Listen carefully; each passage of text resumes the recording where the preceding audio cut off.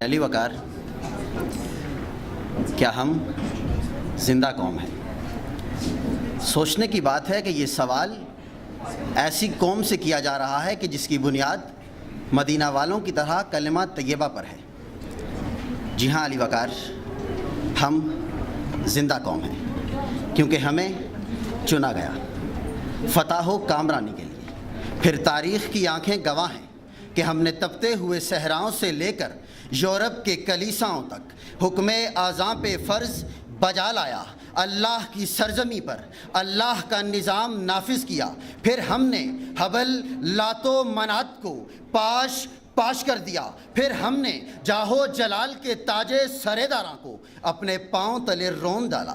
اور پھر کیا ہوا کہ غلام ذہنیت کے چند لوگ ہماری صفوں میں آ گئے اور مایوسی کا راگ الاپنے لگے۔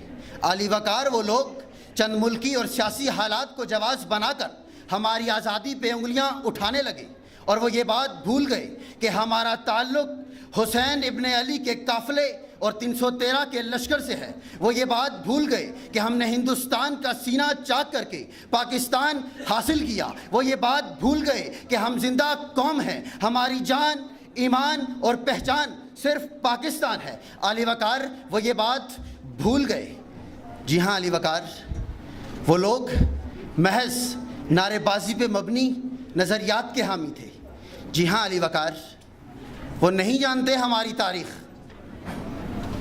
اور علی وقار، میں نہیں چاہتا کہ زیادہ تفصیل میں جاؤں، لیکن علی وقار اتنا بتانا نہایت ضروری سمجھتا ہوں کہ ہماری قوم تو وہ قوم ہے کہ جہاں نوجوان تبدیلی کی امنگ، انتہائی کرم، خوشیوں کی نسیم بنتے ہیں۔ یہاں ہارون طارق، ولی بابر، علی معین، عرفہ کریم بنتے ہیں۔ یہاں ہر نوجوان نصرت کا استعارہ اور ملت کے مقدر کا ستارہ ہے۔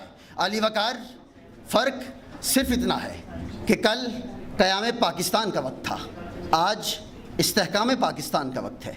ہماری قوم کل بھی زندہ قوم تھی، ہماری قوم آج بھی زندہ قوم ہے۔